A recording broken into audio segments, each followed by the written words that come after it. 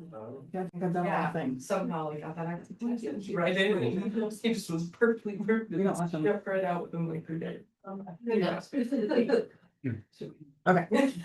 Alrighty. Good morning, everyone. It is May 27th, and I'm going to start. I'm Gillian Shaw, one of the pathologists here in Coplow, and I will get us started with the first case here. Sorry, there's no gross photo, so use your imaginations. So this first case is an eye from a 7-year-old German Shepherd / Border Collie mix, neutered male. We actually received this last summer in August. But I got a little bit of follow-up information about this dog, so I thought I'd show it. So, considering we don't have a gross photo, that usually means that the gross was not that exciting, but the history was iris bombay in the left eye with secondary glaucoma and a ophthalmic globe. Suspect for early retinal separation on ultrasound, no obvious nodular mass. The gonioscopy was done in the patient's other eye and it was normal. And that was the most pertinent history. So grossly, we thought the eye was ophthalmic. We did think that there was posterior synechia with iris bombay. There was a cataract and/or the lens was a little bit cloudy. The vitreous was liquefied and the retina was multifocally detached. So overall, sort of a not very exciting sounding gross exam, which is why there was no gross photo. But now we will go to the slide. Or we say, well, there's also no slide, so read what I wrote. Right. All right. Okay. So and actually the subgross is also not that exciting, so I'm just not going to show it. So here is the front of the eye. We've got the cornea off to the left, right there. Here's the iris and the ciliary body. The anterior segment was relatively not exciting. However, you can see how the iris is sort of thin and kind of bowed forward, and the pupillary margin of the iris kind of projects posteriorly. So this is a good indication that there was posterior synechia and iris bombay. It's all wrinkled up over here. There's a little bit of hemorrhage in the posterior chamber. It's kind of adhering to the back of the iris there. There's a little bit of a cellular infiltrate in the iris and the ciliary body. And I think it was pretty boring. So often lymphocytes and plasma cells will occupy or infiltrate the anterior uveal stroma, and it's a very nondescript, nonspecific finding. Sometimes if there's a cataract, you can blame it on the cataract. In cats, it's very common as an idiopathic lesion. We never really know what causes it in cats. And it's probably more of a molecular mimicry kind of immune system response to some antigen. At any rate, so as we move back in the eye, here's the retina, and it is detached, and it is lacking the normal retinal layering, especially in the more peripheral area here. As we get a little bit closer to the optic nerve, we do start to pick up some of those retinal layers. And then there's a little bit of hemorrhage and stuff in the vitreous. The lens was pretty boring, so not really an obvious cataract. From this magnification, you can start to pick up quite a few cells that are piled up on the inner retinal surface. So we'll take a closer look at those. And there's a few more cells here that are kind of adhering to the peripheral aspect of the retina as it is detached. They thought there was retinal separation clinically, and we can go ahead and confirm that. We'll go over here for a moment so you're not distracted by the other things that are happening. So in this area, the retina is lacking most of its retinal neuronal layers, so it is atrophied. And also we have no more photoreceptor inner and outer segments. And as we get a little bit closer here, so here's the outer nuclear layer, the photoreceptor layer, and normally we have all these little pink frilly frills coming off. And when the retina is separated for any length of time, those atrophy. So that is a good indication that this is true retinal atrophy. In addition to, sometimes we can also confirm it with hypertrophy of the retinal pigmented epithelium. So we've got a few little RPE cells here who are hypertrophied, who are kind of reaching out for their retinal friends, their photoreceptor friends. So this is true retinal separation.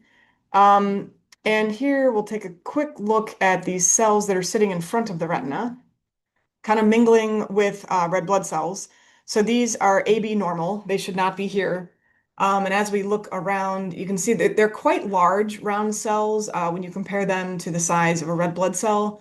Their nuclei are at least 1.5 to 2 times the size of the red blood cell. And then also we have a couple of mitotic figures. So here's one here and here's one here. So we have what appears to be a round cell population. You have to be a little careful when you're looking at free-floating cells in the ocular chambers because any cell that becomes detached essentially becomes a round cell.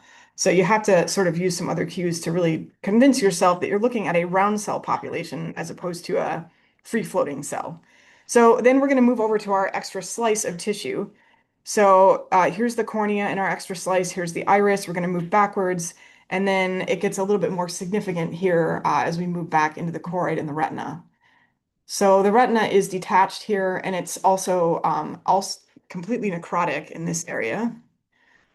So it's lacking all nuclear features. So that's a necrotic retina. And then we have some of those mysterious cells in the subretinal space and also right here, which is probably in the choriocapillaris and some in the choroid. The choriocapillaris is a capillary bed that feeds the outer retina. And so neoplastic cells can become trapped in there as they're working through the vascular system of the eye. Anyway, so we'll hang on. There's I think better. So here's an area where we have abnormal cells in the retina as well as in the subretinal space. The necrosis of the retina might also indicate that these cells, some of these cells at least, could be necrotic as well. But once again, we have fairly large cells and we've got a couple mitotic figures around. There's another one over here. And then here they are in the subretinal space. So we have pretty convincingly atypical round cells. I do believe these are round cells in an odd location in the eye. So they're in the choriocapillaris, the subretinal space, and in the retina. And then we also found some in the vitreal space on the full section of the globe. So I diagnosed this as presumed lymphoma, and I assume that this was part of systemic lymphoma. So I suggested that they stage the patient. I also offered to do IHC. And so I first started off by offering CD3 and CD20. CD3 is a marker of T cells, and CD20 is a marker of B lymphocytes. As IHC sometimes goes, the cells did not label for either of those markers, and we continued to assume that this was lymphoma. We did do a MUM1, and the neoplastic cells also did not immunolabel for MUM1. So, however, we still concluded, MUM1 is a plasma cell marker, and some B cell lymphomas can express MUM1. You can also have a plasma cell tumor that would not necessarily express CD20, certainly wouldn't express CD3, and then could also express MUM1. So I was trying to decide, is this a plasma cell tumor? Is this lymphoma? Anyway, so the IHC was useless. We offered to do a couple of other markers, including granzyme B, which is present in natural killer cells, and PAX5, which is an additional B cell marker. But they did not take us up on that offer. I did continue to suggest that they stage the patient, and he did actually undergo staging. Yes, they found, I think not long after the enucleation, they found some changes in the abdominal cavity. So I think they found mesenteric lymphadenopathy, lymphadenomegaly, and maybe some changes in some of the GI organs. I didn't actually save that information here with me. But so about a month ago, I heard that this patient had initiated chemotherapy, and then he went downhill pretty quickly. And he had a septic abdomen, so he was euthanized, and they did a necropsy, and they did actually find a round cell neoplasm in the abdomen. So they actually sent me, never mind, I can't tell you that information. I actually got my hands on a slide from the necropsy. from some very nice folks. So here's the diaphragm. It's a bit, the other tissues were quite autolyzed, unfortunately, but the diaphragm is still nicely recognizable. So we've got nice skeletal muscle of the diaphragm. And as we work our way in this direction, you can see that there's a lot of purple, a lot of extra cells sort of between the myocytes themselves. Move out here. Yeah. So this is a very convincing round cell population. Once again, this unfortunately there were quite a few days between euthanasia and necropsy, so there are some autolytic changes here, but this is a convincing round cell neoplasm.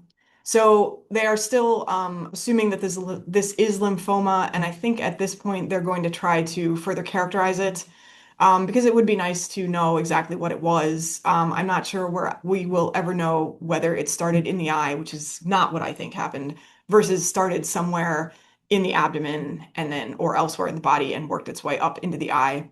Whenever we see cells in the choriocapillaris and well, that's not necessarily true.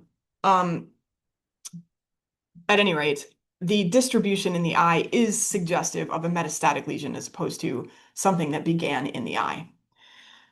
So that's the sad story of this patient. But interesting for us, and it's also really validating for us to actually get necropsy results that actually say, yes, there was actually a tumor somewhere else in this dog. So it's nice to know that. They did collect the other eye at necropsy, and there were no lesions in that eye. So, anyways.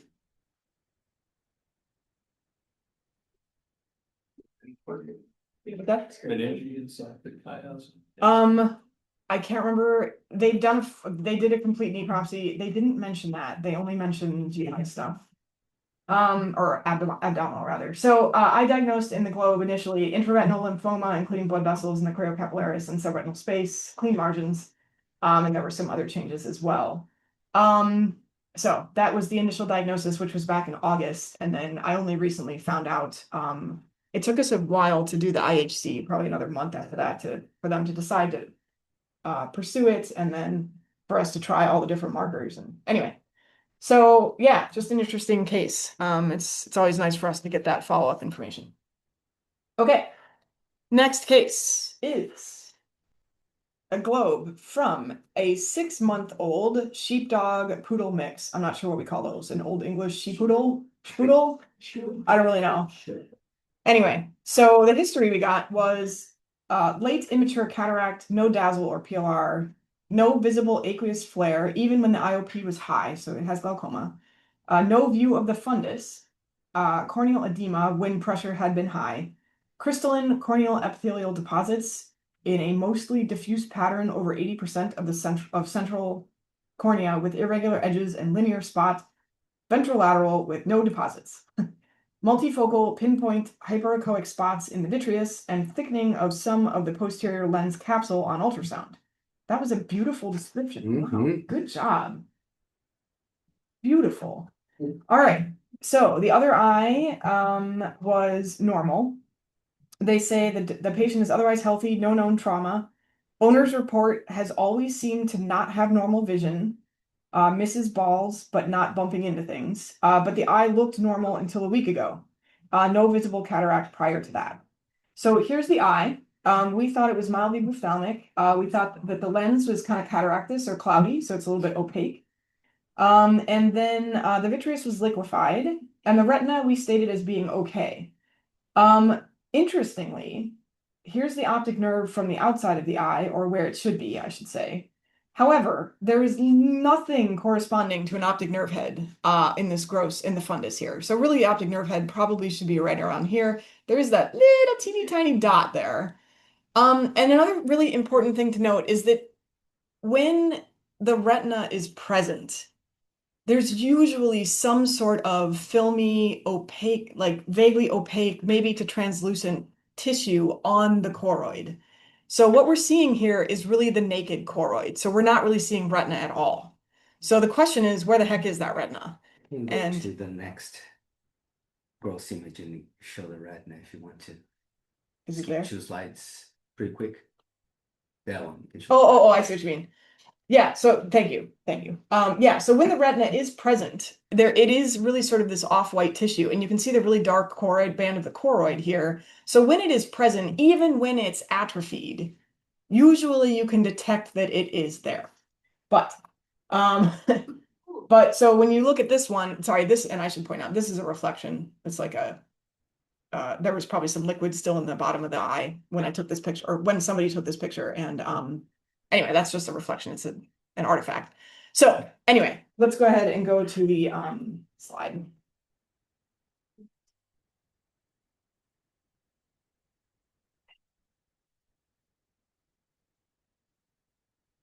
Kind of like the last one, the subgross is not all that exciting, so I'm not going to show it. We'll just skip right here. That's our extra slice. We'll move up here. So here is the cornea. Here's the iris and the ciliary body, and there's the retina. So there's a part of the retina at least.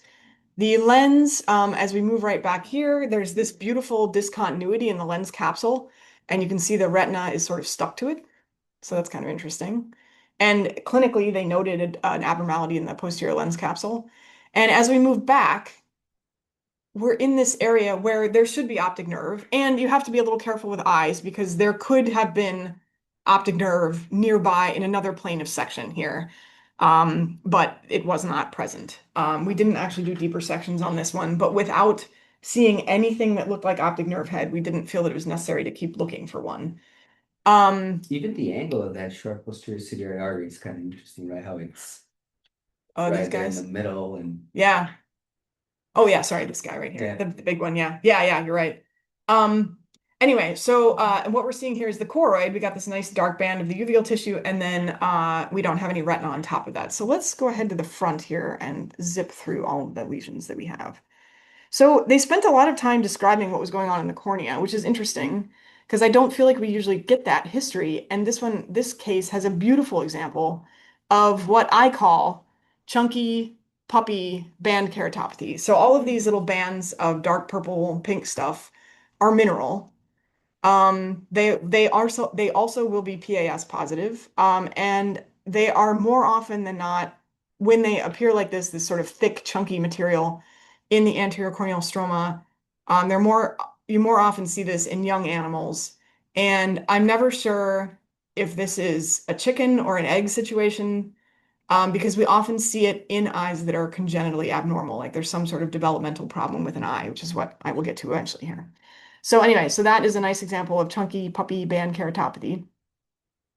We're going to follow the iridocorneal, or the peripheral cornea rather, down into the iridocorneal angle. And what we have here is a tapering of Descemet's membrane, and the iris tissue just comes right up to that end of Descemet's membrane and attaches right to it. And there's no ciliary cleft. We have a little bit of maybe some trabecular meshwork that's a bit collapsed. I don't really see aqueous humor collecting channels here in this plane of section. They could be nearby.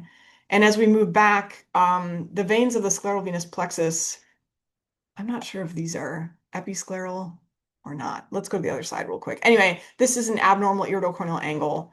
And if this were an adult dog, we would call this goniodysgenesis. But because this is a puppy, this is only a 6-month-old dog, we're going to call this anterior segment dysgenesis. Which essentially, the difference being that goniodysgenesis is bilateral.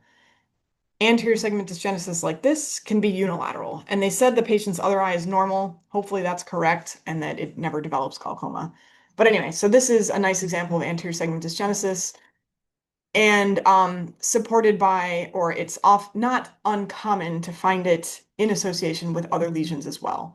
So the ciliary body itself is pretty normal, but as we move back, here's retina, and it's actually torn here. You can see it's torn because it's very rounded on this end here, and it's very atrophied, just like that last case. There is a cataract present, so if we look anteriorly here, basically we have lens capsule, lens epithelium, and then here's the anterior cortex of the lens, and we've got a big ocean of liquefied lens material right here. And then the nucleus, I think, is okay.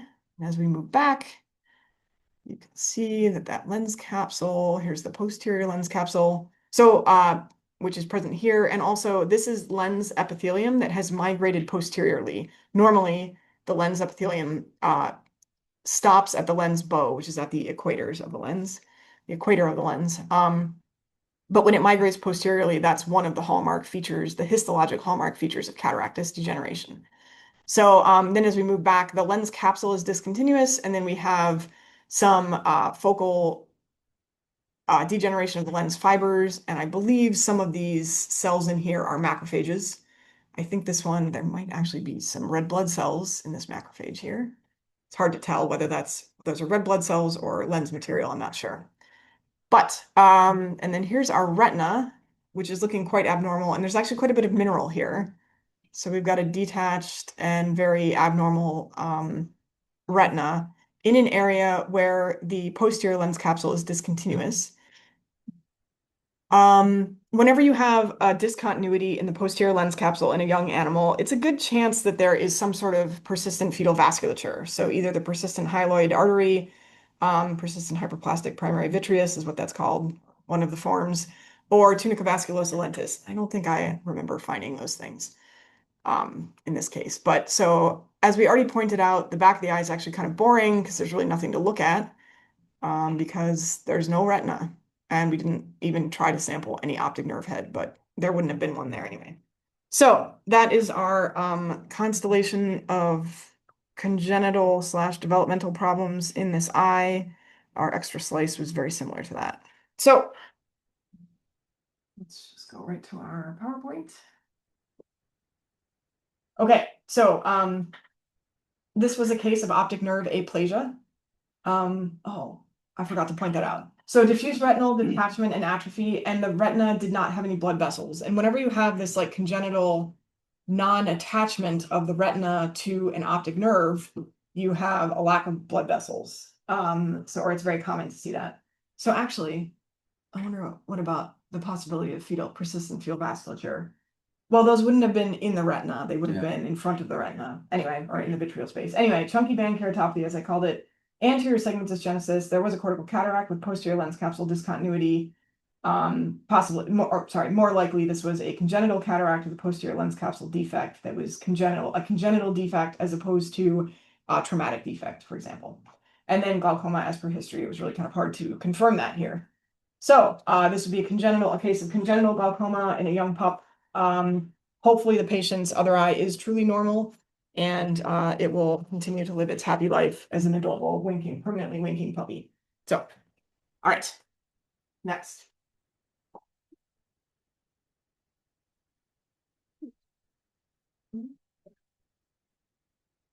All right, I already had a sneak peek of this, but this is actually just a representative gross photo. For my case, this is Dr. Miller. I'm one of the pathologists here. And this is the representative photo of a right eye from a 4-year-old female spayed Shiba Inu dog. The right eye, they mentioned glaucoma for about a week. They said due to the breed, they are always thinking about primary glaucoma, but that this eye had some findings on their exam that might show evidence of secondary glaucoma. So what they were seeing on exam was 2+ flare, retinal detachment, and a ventral mass-like lesion on ultrasound that they weren't really sure what it was. They weren't sure if it was just some vitreal hemorrhage, because they did note that there was hyphema present the day of the surgery of enucleation. And the other eye, the left eye, was reported as normal. So we didn't take a gross photo of this probably because we had this lovely big mass lesion in the ventral area that was very pigmented, and we get these a lot, some sort of melanocytic tumor in the eye. But I pulled this. We did say that for our globe that we noted that the sclera was very dark, and that it did palpate firm in this region. And so when we transected it, we've got cornea at the top. Here's our lens, and we've got this big brown mass that was in the, let's see, we said ventral lateral ciliary body and choroid. It was very pigmented there. Otherwise, we noted that the vitreous was liquid with a little bit of hemorrhage and had some asteroid hyalosis, which is not represented here in this photo. Otherwise, that is what we saw. So let's take a look.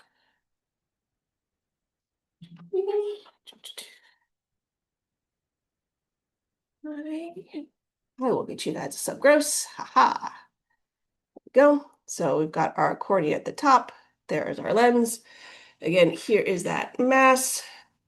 It looks a little less pigmented than you might expect, but you can still see some brown because there's a lot of like pink and red in here. It's because there's a lot of necrosis and hemorrhage in the mass, but we do have some more viable cells at the periphery. Uh, let's see, I think there wasn't really much else. We can see that if we look at the rest of the uveal tract, it is very darkly pigmented.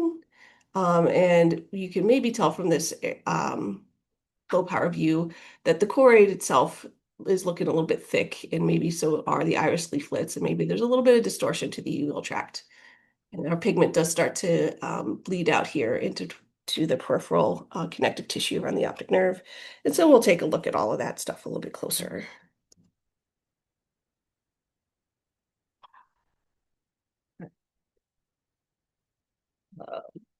So here is our cornea here. We even see some of that pigment start to bleed into the corneal stroma. And again, here is our iris. It does look a little bit thick. We can see that there is a fibrovascular membrane on top. It does cross the iridocorneal angle, causing some peripheral anterior synechia. It's also tugging on our pupil margin here and pulling the pigment or the epithelium, the sphincter muscle externally. So it's some ectropy on UVA. And then here is our mass. It's an unencapsulated, partially pigmented mass. Again, a lot of the stuff in the center is necrosis and some hemorrhage. And then we can see some viable cells here, and it even scooches out through the sclera into the episclera here. If we take a little bit closer look at our cells,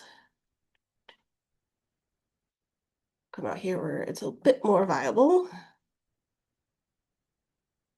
So we have these sheets of polygonal cells here. A lot of them have this heavily pigmented cytoplasm where it kind of obscures the nuclear feature, but we've got a lot that maybe aren't quite as pigmented, but you can still see a little blush of the melanin pigment in these neoplastic cells. They have these really round oval nuclei with finely stippled chromatin and these really prominent nucleoli. So this is consistent with melanocytic neoplasm, as I sort of alluded to earlier. There were no mitotic figures found in our 10 high power fields. So anything under 3 puts it in the benign melanocytoma category. So we have a anterior uveal melanocytoma in this eye. I will address the uveal pigment in just a minute. If we take a look at our lens, we do have some hallmark cataractus changes here. Again, as Dr. Shar had pointed out in her case, we've got some posterior migration of our lens epithelium. We've got some degeneration surrounding up some more ganglion globules here in a posterior cortex. And then we have our evidence of our vitreal degeneration in the asteroid bodies in the asteroid hyalosis that we were seeing grossly. So that's these purple concretions here in the vitreous. And then again, so we can see again all of these more darker pigmented cells, kind of polygonal to spindle in here. They're starting to distort the architecture of the uveal tract. And you can see back here how thick the choroid is.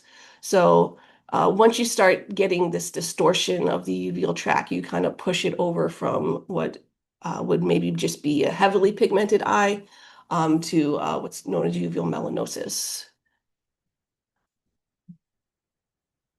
So uveal melanosis is most often in care-anterior dogs, but we do see it in frequency in some other breeds like boxers and Labrador retrievers and French bulldogs, I think are the next top 3. And if we take a look here, other things, somewhere we do have our retinal detachment, and here's that hypertrophy of our retinal pigmented epithelium, and again, some loss of the photoreceptor layers here to signify true retinal detachment, a little bit of hemorrhage in the vitreous space as well.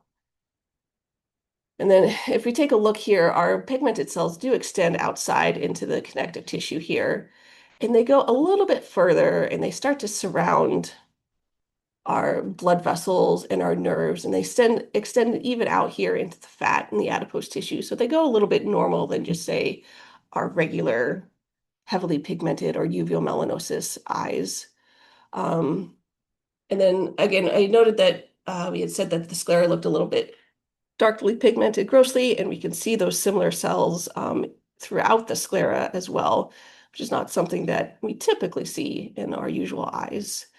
So when we start seeing this even more extra pigmented things, we start to think about, in addition to the hyperpigmentation of the uveal tract and the uveal melanosis, we start to think about Nevus of Ota or ocular dermal melanocytosis. Have you seen anything of the conch or the connective tissue there? So If there is any, yeah, so yeah, like muscle. yeah, so there's some, yes, thank you. There are even some out Right. here. I think the interesting thing is to point out how these melanocytes, they tend to track with facial planes and with especially kind of the migratory pattern of vessels and nerves and peripheral nerves. Everywhere you go, you see bundles of nerves and vessels. You got some of these melanocytic cells kind of riding along. And that will become like when Jamie talks about Nevus of Ota. Mhm.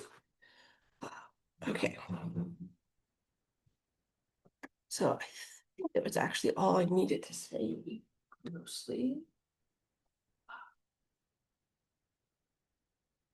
So we have that melanocytic tumor, which was probably accounts for what their mass lesion that they were seeing on ultrasound. We've got that heavily pigmented uveal tract with some distortion being caused by those pigmented cells, indicative of uveal melanosis. And then again, sort of that extension of all of those heavily pigmented cells into the like periocular conjunctival orbital connective tissue and muscles and stuff like that, that is suggestive of ocular dermal melanocytosis or Nevus of Ota. So as I had mentioned for the uveal melanosis, it's most common a bilateral disease in Cairn Terrier dogs, but we do see it in some other breeds. Again, the top ones being boxers, Labrador retrievers, and French bulldogs. Usually in the non-Cairn Terrier dogs, they are not always bilateral as they are in the Cairn Terriers. So hopefully this other eye will be okay. And in a study that Coplow produced in the non-Cairn Terrier affected dogs, they were more commonly ones that had uveal pigmented tumors arising from the uveal melanosis compared to that of like Cairn Terrier dogs. So that was pretty interesting. And then the Nevus of Ota is kind of an aberrant migration of the melanocytes that come from the neural crest to the epidermis. And they can result in this usually unilateral, like very hyperpigmentation, especially in like the face area, because it tracks along the trigeminal nerve and the maxillary branches and the ophthalmologic branches of the nerve there. And so what we can see in these patients is that they have a very distinct kind of like line down the center of their face, and like half of their face is hyperpigmented. And so we did ask very kindly if they were seeing this grossly and if we could have a picture of our patient. And so here is our cute little Shiba Inu dog. And it's going to be a little bit hard to tell because she is black and tan. But if you look here, you can see the nice tan marking above the eye that is quite absent over here on this side, on the affected side. So this is the right eye that we got. You can even see a little bit of like the pigmentation up here in the muzzle here is not quite as apparent on that affected side of the face. So it was very lovely to get this follow-up photo so we can say, yes, this looks like Nevus of Ota, and awesome. And thank you so much for sending it to us. Always lovely to get that clinical correlation going on here. So. And the interesting thing about Nevus of Ota in general, it's been recognized in humans too. And similarly, half the face has looks a little grayer and has lots of freckles and all. But in humans, there's also a So people diagnosed with Nevus of Ota have a higher likelihood of developing melanocytic tumors in the affected side of the face too, which is kind of cool because it's the same thing that we see in these dogs. We don't know if there's any genetic component to it or it's just a matter of chance, right? Got more melanocytes, they're all over. You just increase the chances of one of them becoming neoplastic. But this combination of Nevus of Ota, uveal melanosis, plus or minus the presence of melanocytic tumors in the eye, it's something we have been recognizing more and more often in the lab.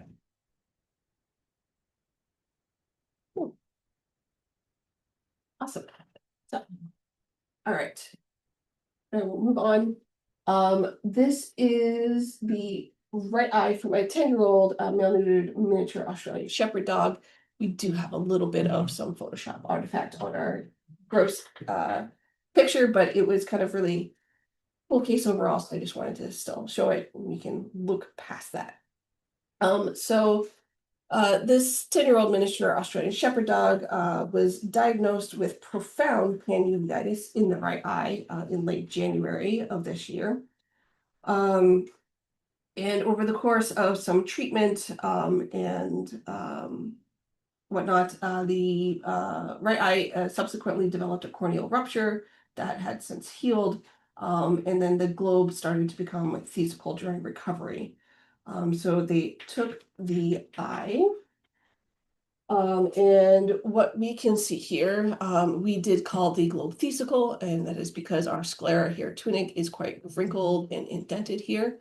So we've got something pulling on that tunic and making it kind of contract. And that's probably due to this white band of tissue that kind of surrounds the inner portions of the globe. Our cornea is up top. If you can look past the artifact, there's a cataractous lens here, and the retina is maybe here. It was a little bit hard to tell, but there was a little bit of hemorrhage here as well. So we'll take a closer look at everything histologically.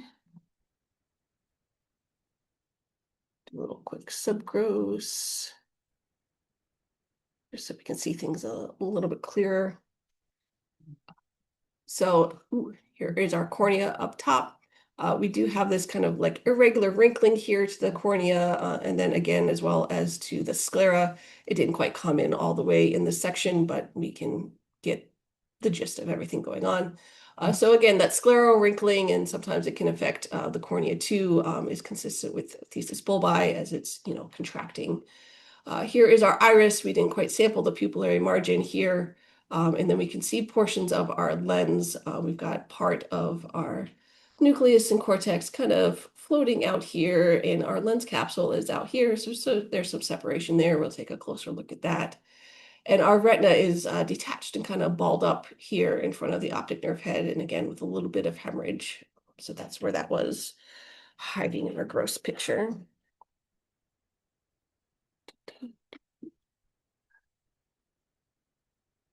All right. So I didn't quite find any defects in the Descemet's membrane to account for their previous corneal rupture, but we can see that, the corneal epithelium is a little bit hyperplastic here. There is a little bit of inflammation, some vascular channels coming in, and then there's increase in the fibroplasia here. So definitely some corneal disease going on as well. Again, we've got some distortion here. Our Descemet's is kind of coming up and like hanging out on our iris. We do have a little bit of some lymphoplasmacytic inflammation here. This is our lens capsule. If I get it in focus for you, here we go. So our anterior portion of our lens capsule is very thick, comes around the equator, posterior lens capsule, and then we follow it out. It goes boing. So we have evidence of a true lens capsule rupture. So our lens capsule, when it's truly ruptured in vivo, because of its elasticity, it'll coil up on itself and get really wrinkled. So that's a really nice indication that this happened when the eye was still inside the dog. And if that wasn't enough evidence for you, if we look over here at our adjacent what's left of our lens fibers. We can see some macrophages and such coming in and starting to fray our edges here and kind of nibble on our lens fibers. They're going to take care of that lens and get rid of it for them. Good luck. Good luck. Got a bit of a way to go. Okay. And then let's see. Go. Again, more lens capsule. And then we can start to see that there's a fibrovascular membrane that lines our ciliary body, and it is inflamed with lots of lymphocytes and plasma cells, and it covers the choroid as well, and it blends over the retina. And so that's probably what's been tugging on everything in the eye and kind of making it contract. And if we take a closer look at our detached retina here, again, here's a little bit of hemorrhage in our vitreal space. We've got some lymphocytes and plasma cells infiltrating the retina. We've got some hemosiderin-related macrophages, so evidence of chronic hemorrhage. And if we keep looking at our little fibrovascular membrane here, you start to see that there's some additional stuff here that shouldn't be here. One more? Can't go one more. Excellent. So we start to see these organisms here. And so we've got some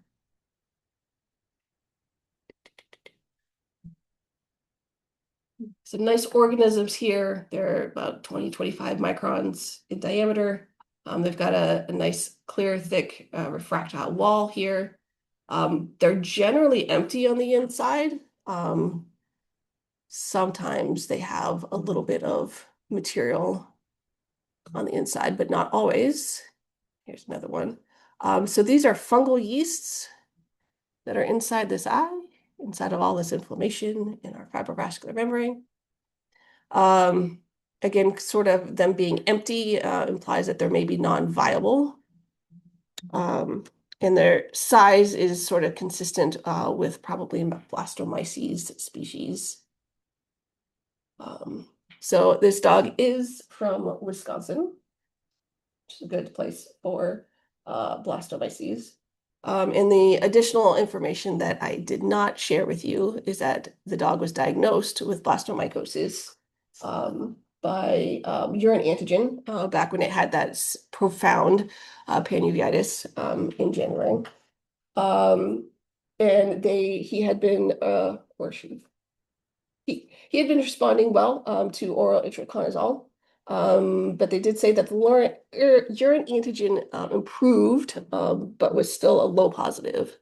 So that was another reason that they took the globe, because as it was moving vesicle, they weren't sure if there was maybe still organisms inside the eye, which we are able to confirm for them. What do you think about the lens capsule rupture?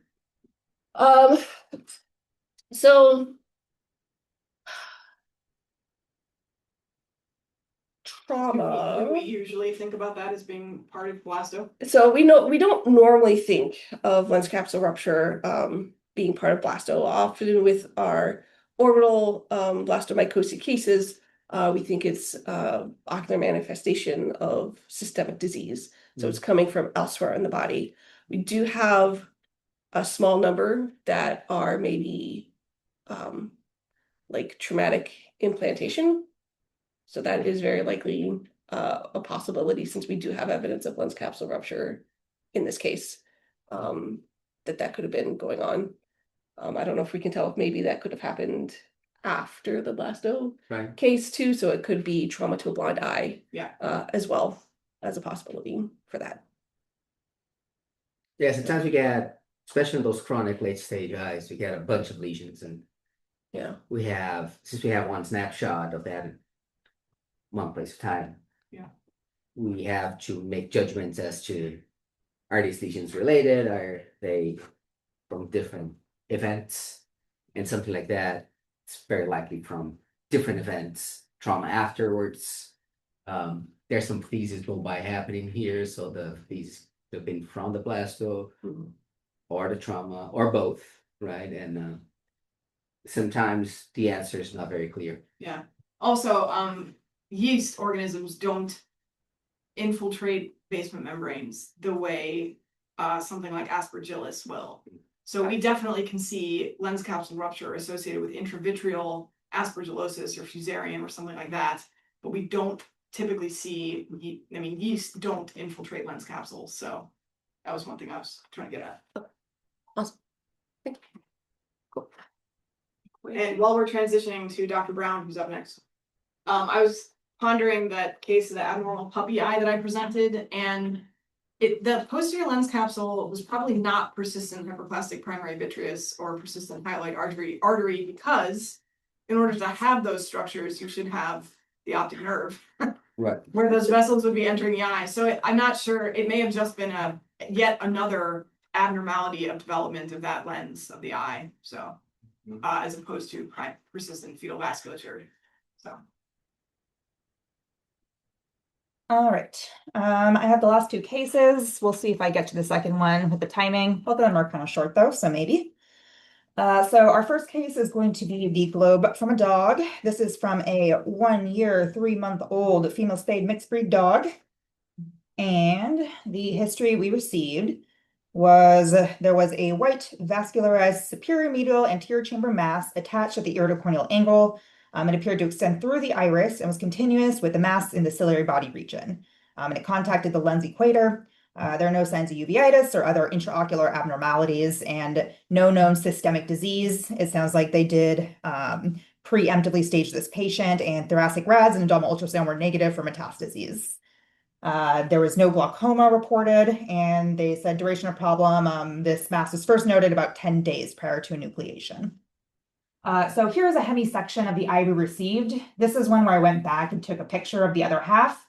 So it doesn't have optic nerve. That is not an optic nerve head aplasia. In this case, it's just present in the other half of the It globe. has a great white spot though. Right here. There it is right there. That's probably from the lens. Yeah. Yeah, the lens is kind of I doing love like a seeing that little. because that shows perfectly what the magnifying lens glass. does physiologically. The light passing through it and focusing right there in the central retina where it should. Yes, that was intentional. Yeah. Wasn't an issue with Well me done. adjusting the polarizers. Yeah, thank you. So in this other half, we have a little bit of that mass left. It sounds like based on our gross description is maybe a little bit more impressive in the first half, but that's all right. So we have this tan mass that's within the ciliary body. We had also said that it sandwiched the iris. So it sounds like it was kind of maybe protruding into the anterior chamber over here and maybe just kind of on either side compressing the iris. Rest of this globe grossly looks quite good. So we can move on to the histology, starting with our subgross, which I can definitely do. Maybe. Okay. The mouse. There we go. Let's see if I can do this. I'm really bad at doing anything two-handed. Okay. So here is our globe. We have our cornea up top. Here is our optic nerve head. I swear it's there. And most structures look pretty good. So this side uveal tract looks great. Lens is quite unremarkable from low power. We don't have any optic nerve head cupping or obvious retinal atrophy, so they did not report glaucoma, and I would agree with that. Doesn't look like there was glaucoma in this case, at least chronically. And then here is our mass. It is indeed within, our ciliary body, and we have a little bit of our iris right on top. So it is kind of protruding through the base of the iris to go into the anterior chamber. It's kind of a funny little distribution. And even from this very low power, we can see that it almost looks like there's two different halves of this mass. So on this side, we have this kind of more densely cellular region. It's just more blue-purple. In this area that looks a little bit more paucicellular. So it's just a little more pink. We're not seeing quite as many nuclei, but we'll go closer to prove that. Okay. So globe has now been flipped 90 degrees. We have our cornea to the right, posterior segment to the left. And yeah, there's really not much else to show besides this mass. Everything else looks quite good. We rarely see a nice open angle, so let's take a second to appreciate that. And I'll just do a quick tour. Nice retina, optic nerve head. Everything else, yeah, unfortunately, it looks really great, except for this mass. So again, here's our kind of normal-ish iris just sitting right on top of what seems to be primarily a mass within the ciliary body. And we'll go a little bit closer. This mass is unencapsulated. There are areas where it seems to be relatively well demarcated. In some areas, as we go down here, maybe we start to, the lines of this mass get a little bit blurred. It's a little hard to see the boundaries of it. So just starting in the more densely cellular region. Eventually we'll get there. One more. We have this fairly homogeneous population of cells. This is a neoplasm, and it's made up of these kind of plump spindle-shaped cells. In some regions, maybe they look a little bit more polygonal, but it's a little bit hard to tell their shape just because it's hard to see their boundaries. They're just these small cells with indiscrete borders, and a very small amount of cytoplasm. Sometimes we can kind of see this wispy cytoplasm. In a lot of cases, all we see really are the nuclei smashed together. They have this coarse chromatin. Sometimes we can make out a single nucleolus. And as we move around this more densely cellular region, they're not really making very distinct patterns. It's pretty disorganized. I should have put dots in. There are some areas where they kind of get this more palisading arrangement. And there are areas where I want to convince myself they're palisading around vessels, but it's really not particularly convincing, honestly. In most places, they're just really, really disorganized. Like some areas where I just squinted and I don't know. I can kind of just move around to show the distribution of these cells. So we have this region here. And as we move over to kind of our more cellular region, let's maybe go here. Instead of this kind of more dense arrangement of cells, we have this really finely vacuolated matrix, eosinophilic, kind of pale. And within this, we have this population of cells. Sometimes we can kind of make out their borders. They're a little more kind of plump, sometimes a little stellate looking. And they have a very large nucleus with vesicular chromatin, usually a single magenta nucleolus. And if you had given me this slide just at this high power without telling me where we were, I would wonder if we were in brain or somewhere in the nervous system, because these look like kind of neurons or glial cells almost, or ganglion cells, not glial cells. They almost have like kind of this Nissl substance within their cytoplasm. And scattered throughout, there's kind of these little smaller cells too. Kind of move around just to show that. This is kind of the majority of this neoplasm. There's just this kind of looser nervous tissue-like area. So we have a neoplasm in this area made up of a very, very small cells within the cellular body of a very young dog. Altogether, most consistent with a medulloepithelioma, which is a primitive neuroectodermal tumor. So it arises from the primitive neuroectoderm, which lines the optic cup, which gives rise to the cellular body epithelium. This particular tumor we can see in young dogs. In this case, this is a little over 1-year-old dog. And it's a pretty uncommon tumor, so we don't have very much concrete data to help us prognosticate for these. There are handfuls of cases of malignant medulloepitheliomas that do have metastasized. However, in a lot of our cases, we have not had reports back of metastatic behavior. In this case, the patient staged clean. So hopefully this one is just confined to the eye and will be good news for the dog with it being removed completely with this eye. So medulloepithelioma, in this case, we also have this differentiation into this more well-differentiated nervous tissue, which warrants a diagnosis of teratoid medulloepithelioma, which is essentially a medulloepithelioma that is forming components that are not native to the eye. So with teratoid medulloepitheliomas, common tissues we can see the tumor form are nervous tissue. We can see muscle, cartilage, bone. So just seeing that differentiation would warrant that diagnosis of teratoid. And that subtype doesn't mean this is going to be more or less malignant in this case. It's just, again, just warrants that subtype. And that is it for this one. Everything else in this eye looked great. So kind of a very simple, straightforward diagnosis. The teratoid medulloepithelioma. So hopefully good news for this dog going forward. We haven't had any follow-up on it, so hopefully it's doing well. And my last one is super short and sweet, so I think I can get through it unless there's any other questions, concerns. So this one, we also don't have a gross photo. I did take a photo from a case series of a similar condition in cats. I don't know if it looked quite like this based off the description, but here it is, just something to look at. And I have a full citation on the next page, I swear. So this was a keratectomy specimen from a 6-year-old female spayed domestic short hair. And they had said that there was a dorsal paraxial 4x4 millimeter smooth pale pink to tan corneal infiltrate with moderate neovascularization. So maybe this is a little more raised than how it looked clinically for our case, but still a nice representative photo. We will go straight to the histo. Wait on that. Let's go straight to the stage.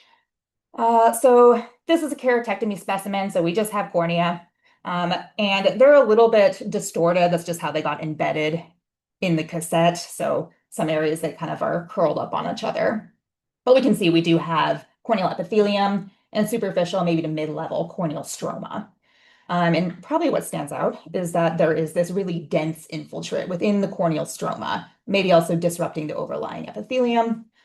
And we just have cross sections through this keratectomy specimen. So all of these are just kind of sequential sections. So we can just start maybe the more exciting looking one.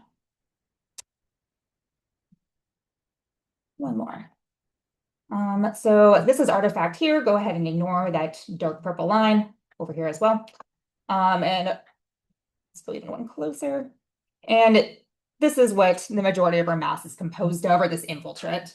We have some neutrophils here, so smaller round cells with these little squiggly nuclei. Then we have these background of cells. These are macrophages. So they're technically round cells, a little hard to make out their boundaries. And they have these kind of twisted and indented nuclei, kind of finely the coarsely stippled chromatin and prominent nucleoli. We can kind of move around just to show them. But this is more or less just what this infiltrate is composed of. There isn't anything else all too exciting here. Let me move to another section. There's one region where they are also clustered around this more necrotic material. So we have this eosinophilic debris. Sometimes we can see karyorrhaptic or nuclear material as well. And these macrophages kind of get a little more foamy in appearance in this region. So this is pyogranulomatous inflammation, pyogranulomatous keratitis. To go with that too, we do also have some vascularization, which was also noted clinically. And there are some areas, maybe there's a little pallor, so maybe some edema as well, just kind of non-specific changes associated with this inflammation. So with a pyogranulomatous keratitis, biggest concern you want to rule out is going to be an infectious etiology. A foreign body could also cause this. I didn't see any foreign material here. I also polarized the slide to see if I could find anything, and nothing. So I went ahead and ordered some special stains to look for infectious organisms. I did a GMS stain to look for fungal organisms, Gram stain to look for bacteria, and then a Phytes acid fast, which I'm going to put on here. And this is the special stain we use to look for acid fast organisms, typically Mycobacteria. And I'm just going to probably land anywhere.